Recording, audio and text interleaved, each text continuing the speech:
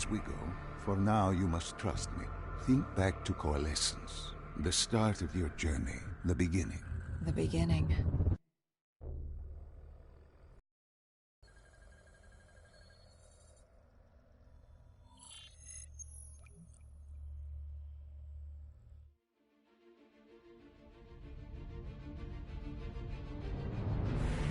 It started at Coalescence Singapore in 2070. 10 years after the disaster. After virus 6115 began its spread. After the dead began to walk the earth.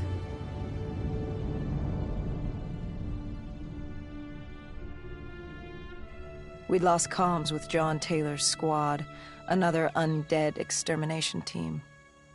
Dead killers, we were called. With our cybernetic augmentations, we were impossible to infect.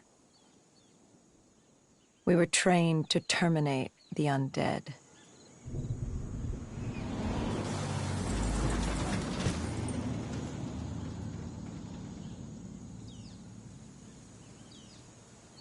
Hendricks was on edge. We were in a quarantine zone, one of many walled-off areas separating humanity from the undead, built to keep the virus and the infected behind their wall, away from the rest of us.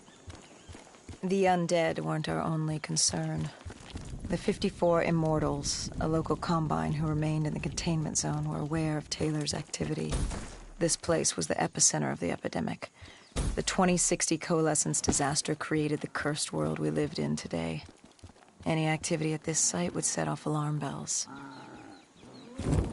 Either way, our troubles were only just beginning.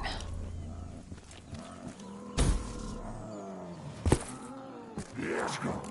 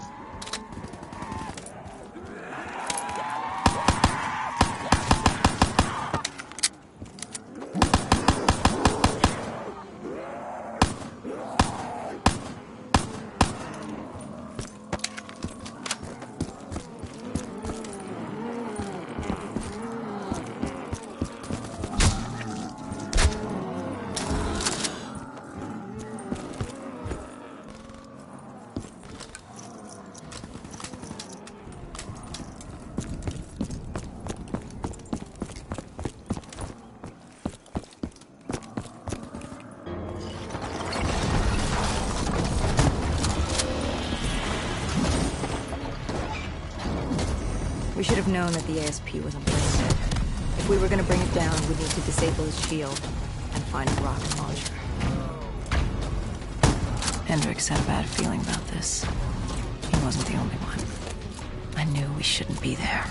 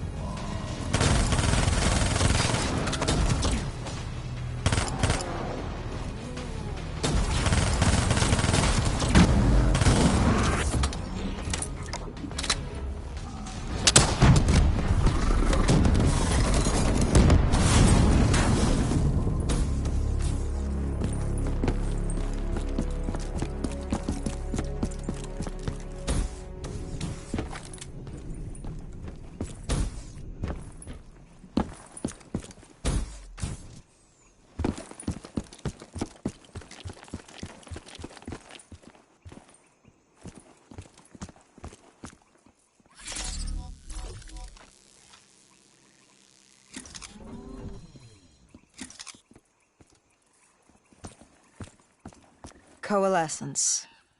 Enhance yourself for a better tomorrow. They'd been the forefront of technology, always wanting to improve the individual, the future of you. What happened? What went wrong? The Coalescence disaster happened.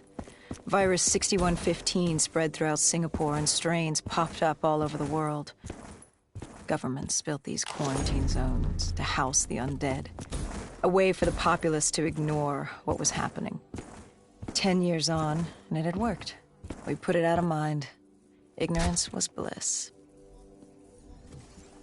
What was so special about this operation? It was supposed to be by the books. 5 years after our cybernetic augmentations, Hendricks and I were a well-oiled machine. Quarantine sweeps, recon, search and rescue. It's just what dead killers do. But we'd never been sent after one of our own before. John Taylor's systems had gone quiet. With our direct neural interface, we're hardwired into Winslow Accord servers. Observation knew if you were dead or alive. For Taylor to be neither, that was unusual.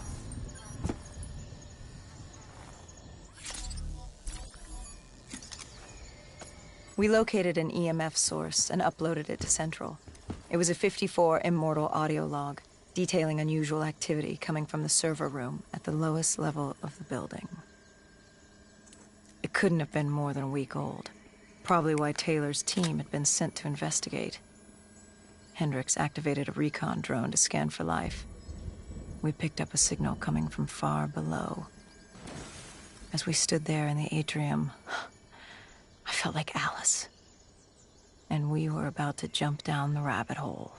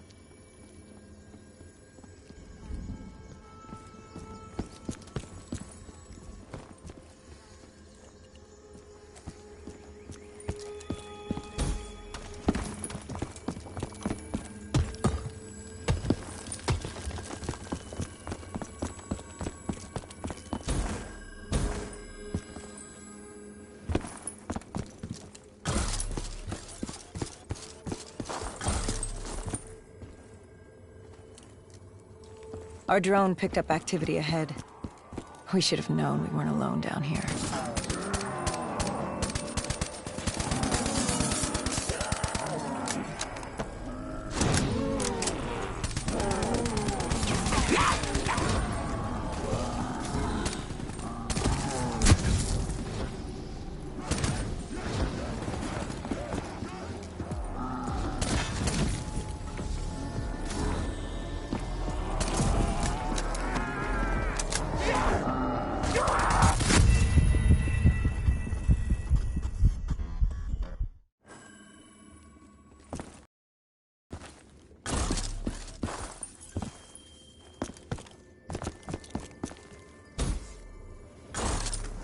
Our drone picked up activity ahead. We should have known we weren't alone down here.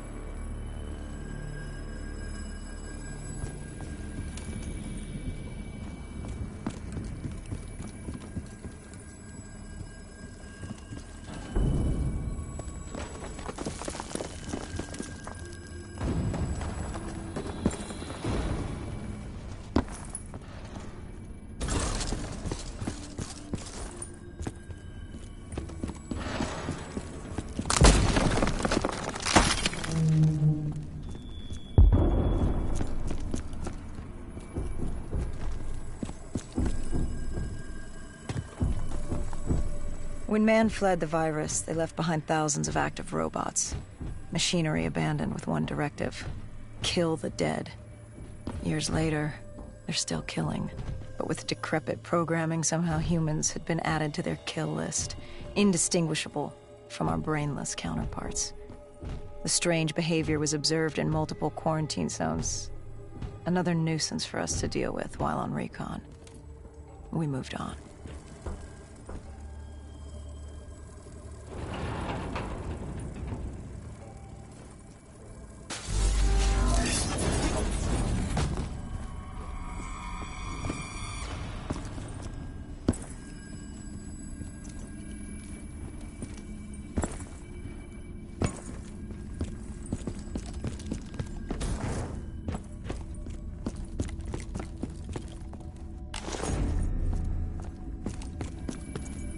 We reached the silo's floor, but the signal came from lower still, below coalescence.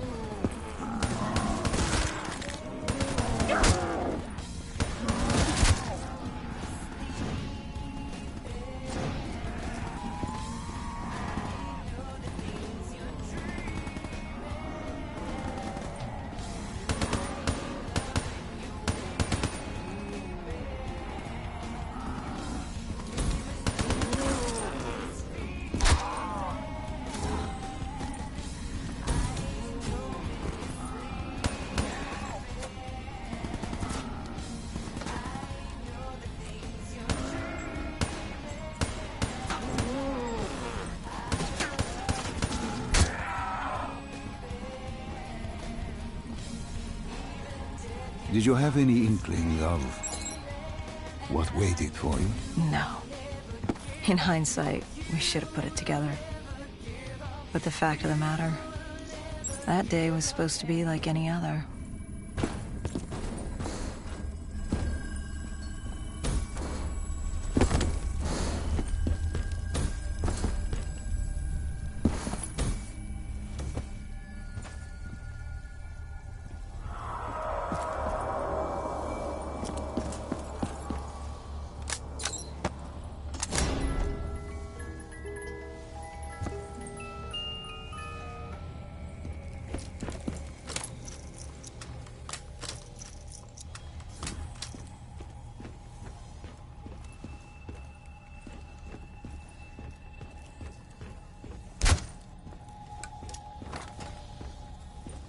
What did you find below Coalescence?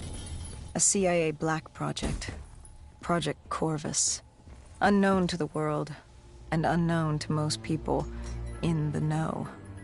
As off the record as it got. A redacted footnote in Langley's history book. Part of me wishes we just turned back. Why? It would have been easier. For me. For Hendricks.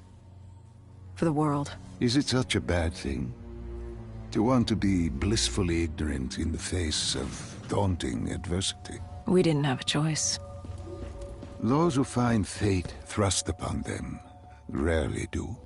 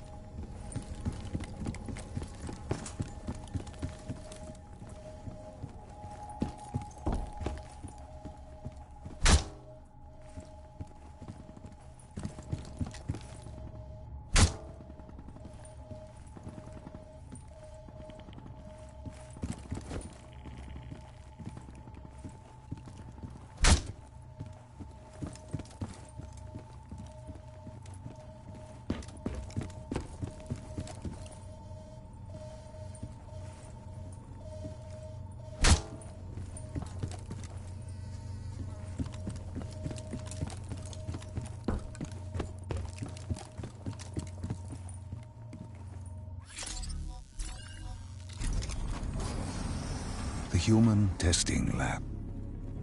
What awaited you there? We found the truth. The cause of the disaster. You are certain of this? We didn't have the full picture. Not yet. But this was the source. We knew coalescence was where the virus originated, but residue of 6115 in the air left no doubt. This was where it all began. When the disaster happened, hundreds of thousands died instantly. And they were the lucky ones. Because when the rest of Singapore inhaled 6115, they changed. From the living into the living dead. These test subjects, they were linked together, connected with a direct neural interface. Their minds hardwired into the central server. Hendricks didn't like what he saw. You knew something was wrong. The same tech in our own heads made us what we were. It was down here in this room. We didn't know what happened, but the data didn't lie. Man did what man always does, playing God and fucking everything up. We, the CIA, man, we created these things. We changed the world. How do you mean, change the world? The Winslow Accord and the Common Defense Pact. We'd been engaged in a Cold War for nearly a decade. 6115 changed that. When the dead walked among us, we set aside our differences. For all of your conflicts, you and your enemy had two things in common. You're both human, and you both want to stay that way. Was this the source of the signal? No, but it looked like Taylor had come through. Our answers were still further down.